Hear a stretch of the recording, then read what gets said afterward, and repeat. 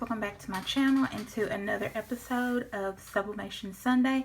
Today I'm going to be sublimating on ceramic coffee mugs. Now I want you to know, if you're new to sublimation, you have to get coffee mugs, ceramic mugs that have been specifically coated in order to do sublimation. Meaning you can't go to the Dollar Tree or Family Dollar or Walmart and just buy regular coffee mugs. They have to be specially coated. Also, if you purchase some of your blanks from Amazon, sometimes their ceramic mugs may show up as sublimation mugs, but they may not have the special coating. So please read the description, because sometimes Amazon is a little bit tricky about their sublimation blanks. Now, I get my ceramic mugs from a company called acedeals.net.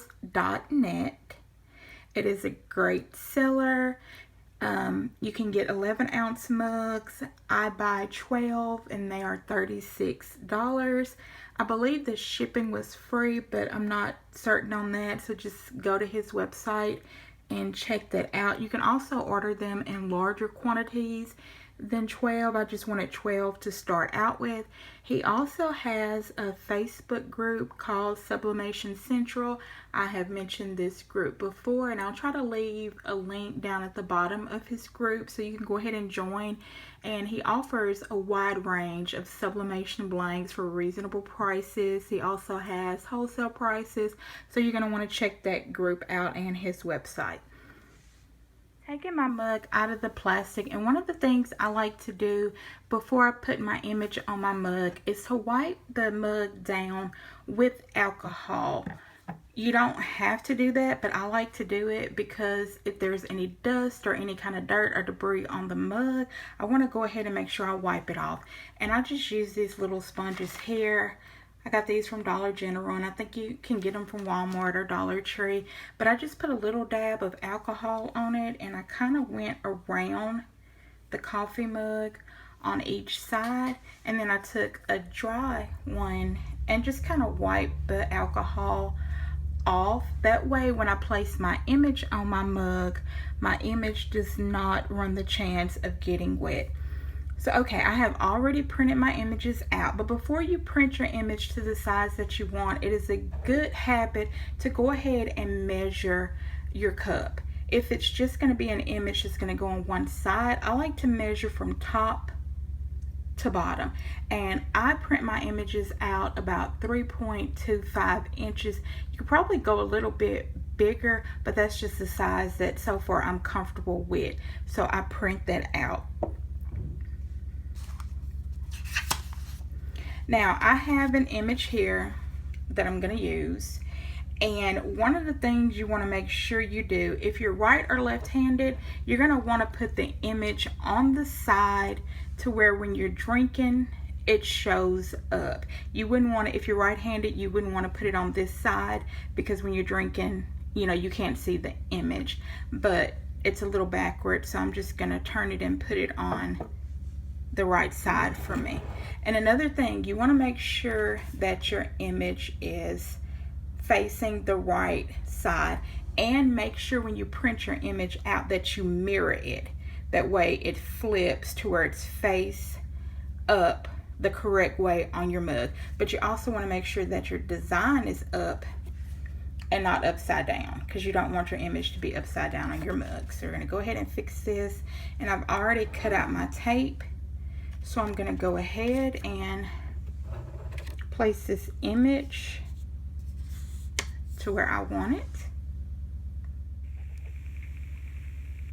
I'm being real careful to hold my image in the center of my mug so that it doesn't shift. And I'm going to put a piece of heat tape, and you want to try to make sure that your image is snug. That way there is no shifting of the paper, and it doesn't cause any of the fading or ghosting. So I try to keep my hands down when I go all the way around the mug with the image and tape it.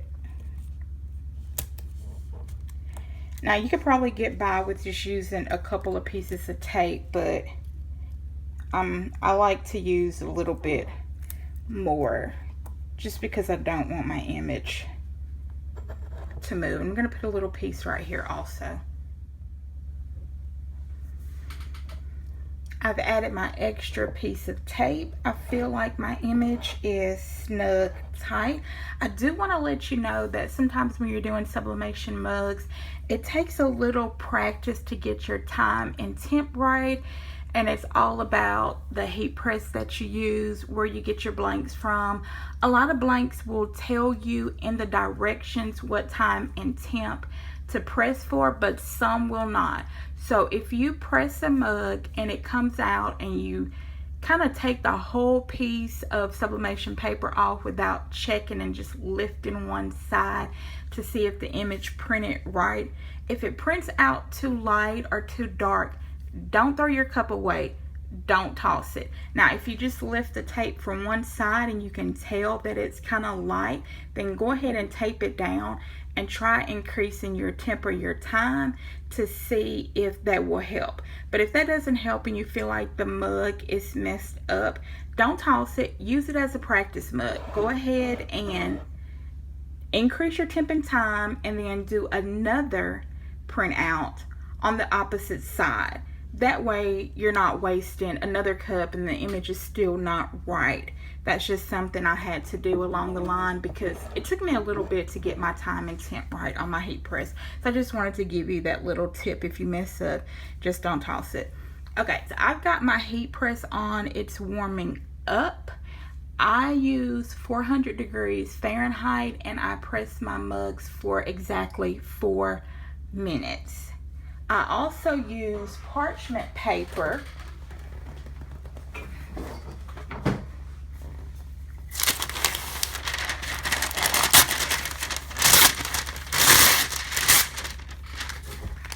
It's a good idea, just like when you're doing an image on a shirt with your heat press, it is a good idea to use parchment paper or butcher paper to wrap around your mug. That way the cushion in your mug press isn't getting any ink leaked through it on the kitchen, on the mat, messing up your next design for your next mug. So I'm going to go ahead and wrap this in parchment paper while the heat press is warming up. I'm going to go ahead and get ready to put that in. Well, I thought it was recording, but it wasn't. I've taken my paper off. I was careful to use sharp edge scissors. When you take it off the heat press, you want to make sure that you use some kind of oven mitt or some heat gloves because the mug is hot. Now the handle is not hot, but the mug is. So you want to be careful not to burn yourself. And what I did was laid a piece of parchment paper down on top of my desk when I took it off the heat press so that it didn't, you know, kind of melt my table, but you never know. So I still have this little piece of tape to take off, but I'm going to wait till it cools some. But I think it turned out bright and really pretty. And again, I use 400 degrees Fahrenheit and my time is for 4 minutes. I have another mug going on the heat press, so I'm going to let that go ahead and press, and when the timer goes off, I'll bring the next mug so you can see how well that one did. Alright, the second mug is finished. I'm going to go ahead and remove the parchment paper that I had holding it. Again, please be careful because the mugs get really, really hot and you do not want to burn yourself. So like I said with the last mug, I used my pointy scissors just to go ahead and lift the tape up.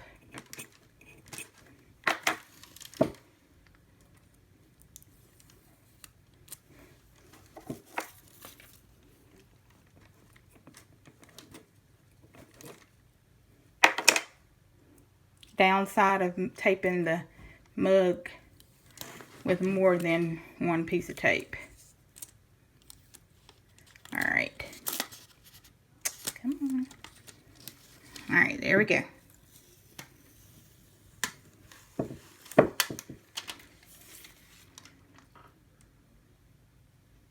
Perfect.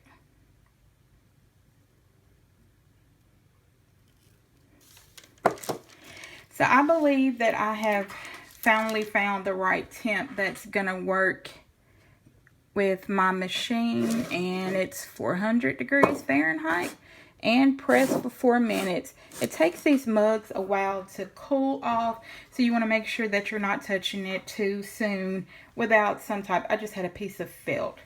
The felt is kind of thick, so it kind of protects your hands a little bit, but I recommend you use a heat glove or an oven mitt. Don't use felt. I don't want you to burn yourself. So I hope that you have enjoyed this video. I hope that you learn. So that is it for this episode of Sublimation Sunday. I hope that you enjoyed this video. I hope that you enjoyed seeing how I press my mugs and how vibrant they come out. I always try to list the items that I use down in the description box at the bottom. So the paper that I use is the text art print paper, and I really love how vibrant my images show up. If you have any questions about anything, please leave a comment down at the bottom. Don't forget, if you watch this video, to please like this video so that YouTube will suggest my video to other people that are interested in sublimation, preferably sublimation mugs for this video. Also, if you are watching this video and you're not subscribed, please go ahead and subscribe. The more people who watch and subscribe, the more YouTube pushes my channel out to other people that may be interested in the same. Guys, I hope you enjoyed it. Until next time, have a good day.